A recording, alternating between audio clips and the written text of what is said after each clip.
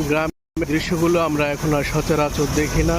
আসলে আগুন জ্বালিয়ে আগুন পোহানোর যে মজা, সেই মজাটা কিন্তু একসময় আমরা খুব পেতাম, কিন্তু এখন সচরাচর এই দৃশ্য আমাদের চোখে পড়ে না। এই যে দেখছি মনিটরে যে দুইজন লোক আগুন পোহাচ্ছে, এটা কিন্তু একটি খুব মজার দৃশ্য।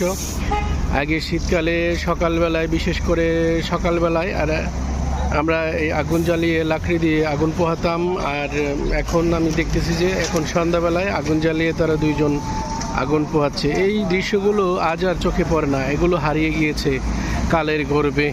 হয়তো ভবিষ্যতে এরকম আর কেউ আগুন জ্বালিয়ে আগুন পোহাবে না, এটাই হয়তো শেষ দিকে আমরা দেখতেছি কোথাও কোথাও মাঝে মাঝে। তবে আমার মনে হয় ঢাকা শহরের বাইরে অনেক দূর দূরান্তে মানুষ এখনও লাকড়ি বা খড়ের গদা জ্বালিয়ে এখনও আগুন পোহায়। ধন্যবাদ সবাইকে, সবাই ভালো থাকুন।